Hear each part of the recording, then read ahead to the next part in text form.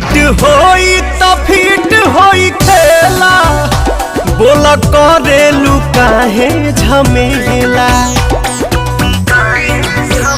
हमर दहिया के फ्रीजर में डाला, आधा घंटा के बाद निकाला। अनु तुम आई कहनी हसीना से,